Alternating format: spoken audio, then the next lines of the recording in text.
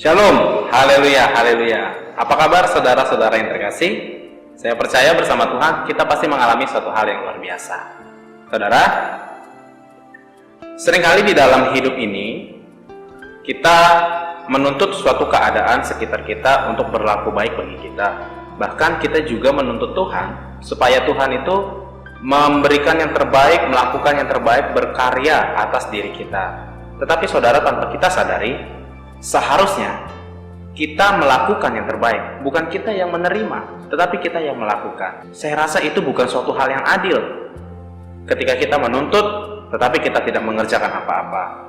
Nah, firman Tuhan pada hari ini saudara akan mengajarkan kita bagaimana seharusnya kita bersikap untuk kita menjadi berkat bagi banyak orang, bagi sekitar kita.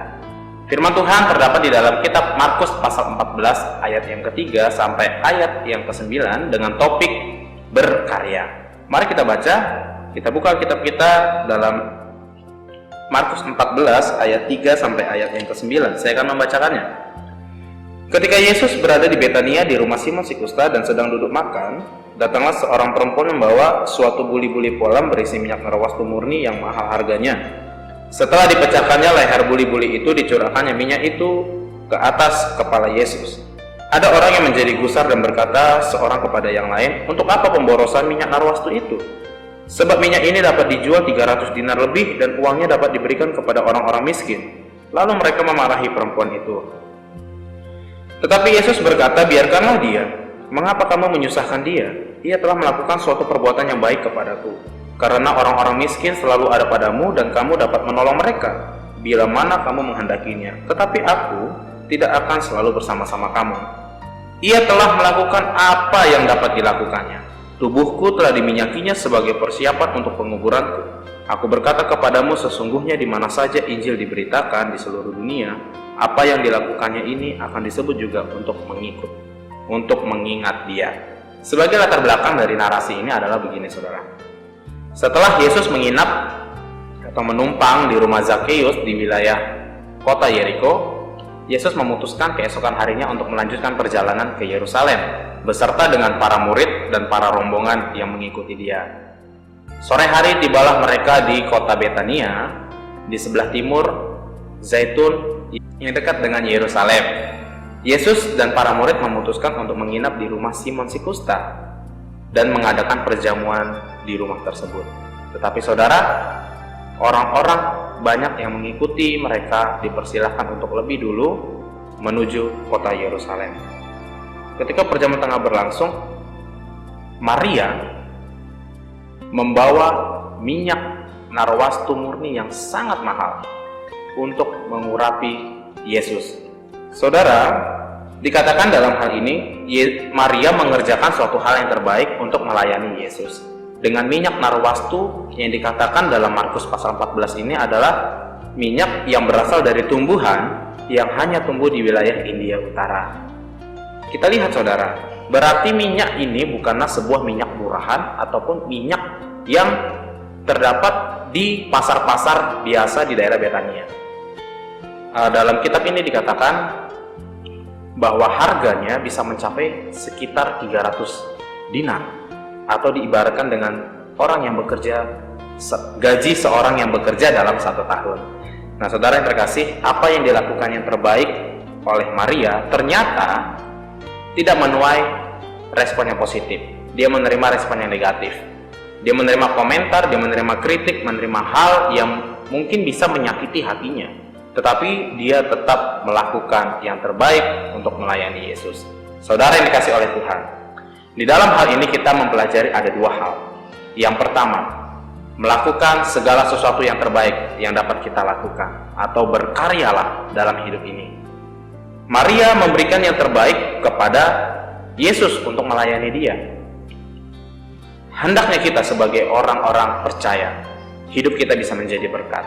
Menjadi berkat bagi orang banyak, berkarya bagi pelayanan Tuhan, berkarya bagi lingkungan dan sekitar kita. Kepada bapak-bapak sebagai kepala keluarga dalam rumah tangga, hal terbaik apa yang dapat Anda lakukan untuk membahagiakan keluargamu, membahagiakan istri dan anak-anakmu? Demikian juga kepada para ibu, hal terbaik apa yang dapat engkau lakukan untuk membahagiakan keluargamu? untuk membahagiakan suamimu serta anak-anakmu. Demikian juga untuk anak-anak, hal terbaik apa yang bisa kita lakukan? Lakukanlah untuk kita membahagiakan orang tua kita.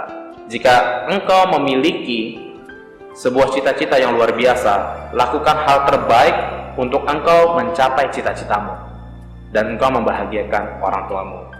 Jangan habiskan waktumu dengan hal yang sia-sia hanya untuk melakukan hal yang tidak berguna, game online, berjudi, minuman keras, narkoba, dan lain sebagainya. Kepada karyawan dan para pemimpin perusahaan, hal terbaik apa yang bisa engkau lakukan untuk membahagiakan perusahaanmu? Hal terbaik apa yang bisa engkau lakukan untuk kemajuan perusahaanmu? Lakukan hal itu. Berkaryalah bagi perusahaanmu.